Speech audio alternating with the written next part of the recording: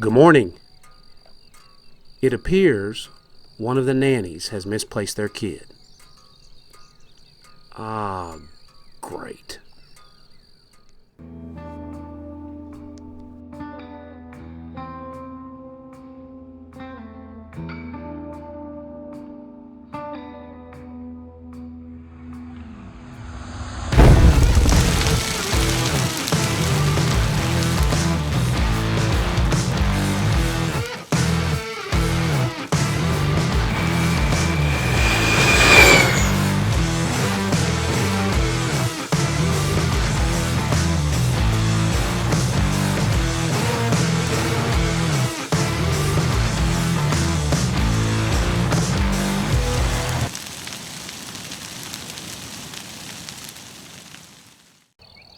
Well, we're back out here with the goats. We had a little bit of success yesterday.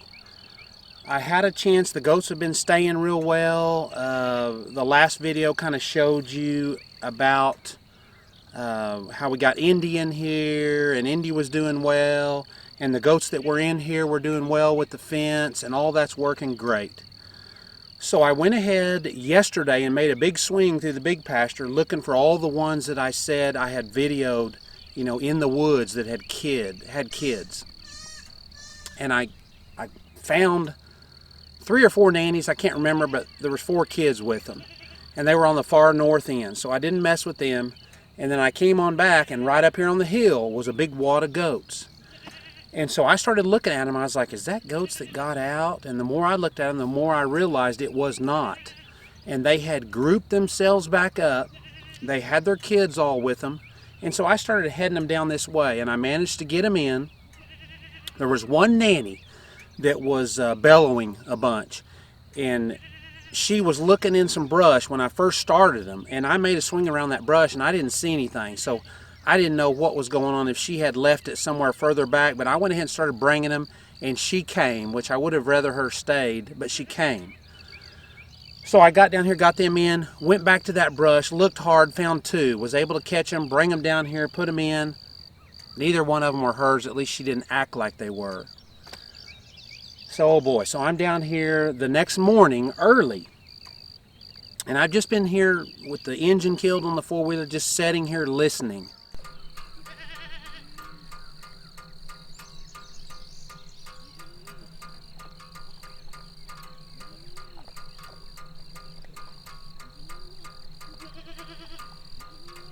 This is kind of a little tip if you've got an area that's got a large area that you have to cover, but maybe it's like this morning, it's very calm. I was very lucky because it just so happens it happened yesterday.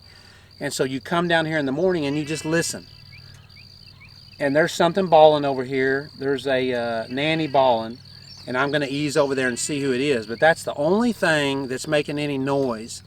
And it doesn't happen all the time, but a lot of times if you've got one that's left one back or something like that, they'll be bawling. So you can come down and just listen and observe and adjust. So that's what we're doing, and she's definitely bawling about something. So I'm going to ease up there and see if I can see what's going on. The rest of them are doing fantastic. The dogs are doing fantastic. I wish we would have done this last year, because having them a little more consolidated. Now this is a 75-acre pasture, so it's still fairly sizable, but it's easier to manage. I've got a group of goats here this morning. I've got a group of goats over by the well this morning, and the dogs are split up. There's 2 here, there's 2 over there, and then Blue's on the other side of this creek. I haven't seen him yet, so I'm assuming he's probably with a group. So everything is working great. I'll try to get a little bit of video with some of the kids, but it's working great so far. We haven't had any issues yet. Yay!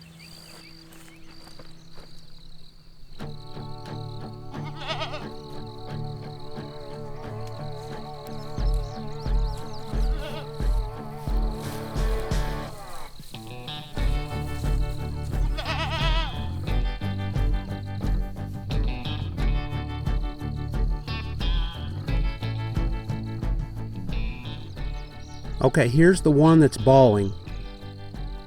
And you can look at her bag and see she's a little strutted. It's a little full. She's bawling for her baby.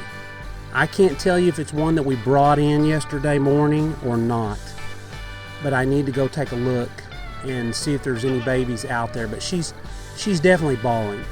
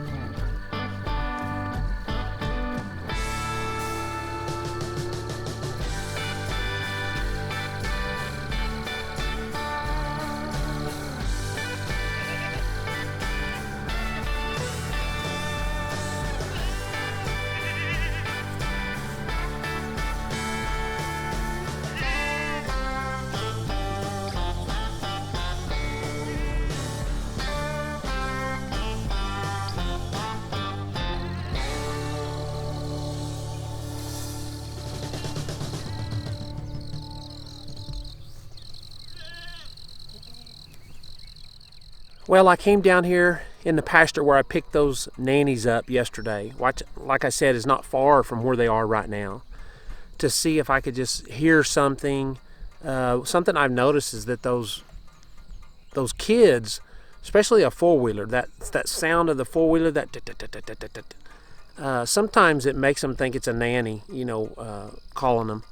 And so a lot of times you can move down and just get quiet, and you'll start hearing some kids calling back, or at least getting up and moving. So I've been down here looking, and I can't see anything. So, who knows?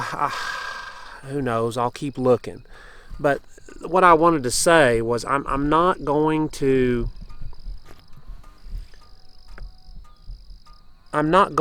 cull her based if she doesn't come to the table with a baby, because I feel like a little bit of that is my fault on how I did it. And actually not even necessarily my fault. Well, no, I guess it is eventually my fault. I'm not going to punish her because if she doesn't come to the table with a kid. She's a young nanny, it's her first baby, and I put her in that position by driving them from here down to there and not knowing for sure if everybody had their babies, and those older nannies had left their baby, and I just happened to know where she was looking. So I'm not going to punish her. Normally, if a nanny comes to the table and doesn't have a baby, she needs to go, unless you know something like that, and you can say, okay, I'm going to give you another chance. But I'm not going to get rid of her, even if she doesn't end up finding her baby. I hope that I'm just making a mistake and she finds it in there. That would be ideal. But I know she's with the group that I put in yesterday morning. So that tells me that it's probably out here still. So I'll continue watching, but otherwise she gets a free ride. It's not going to hurt her. I hate it for the baby. And who knows, maybe I'll find it. So everything's good though. It's a beautiful day.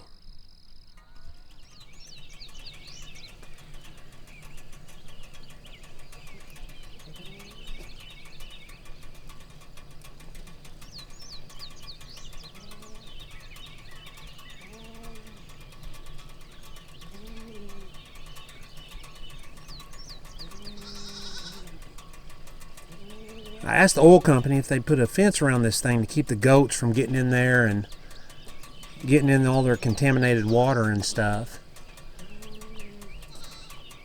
This is the only problem with that.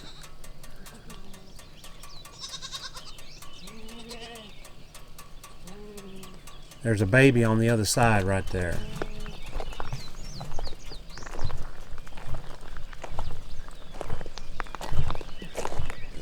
I'll have to figure out where it's getting in. The first thing I got to do is go get it out. Oh, it's a little baby.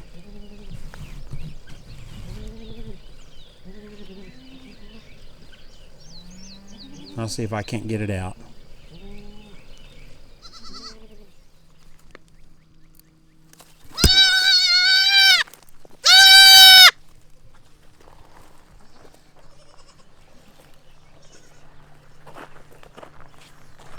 Come here, Mama.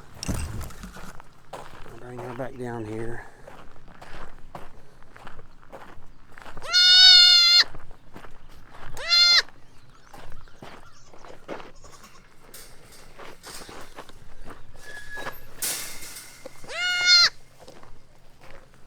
Meh.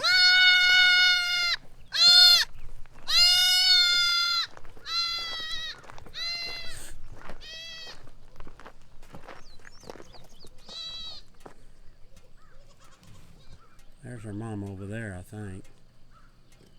Or she's going to ignore her.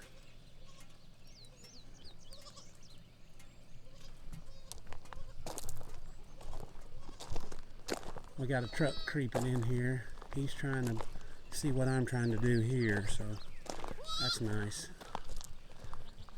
Come on, babies. Come on.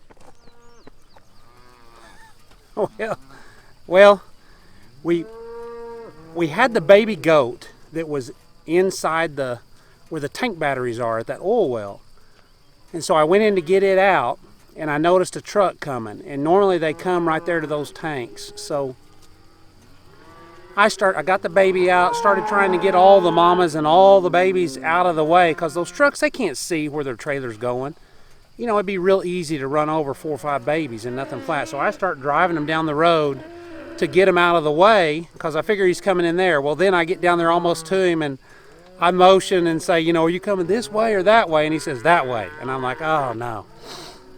So anyway, I start driving everything on and leading the truck on and get him through.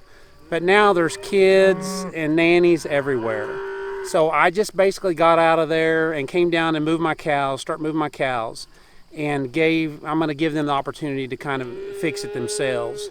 And then I'll just have to monitor it, or also known as observe. That's just how it is. Everybody thinks it's all unicorns and rainbows on the ranch, but there's always something going on. If it's not a flood, you know, it's a fence or a truck. It's just crazy. But anyway, everything is good still. They'll work it out. That's the solution most of the time. They'll work it out.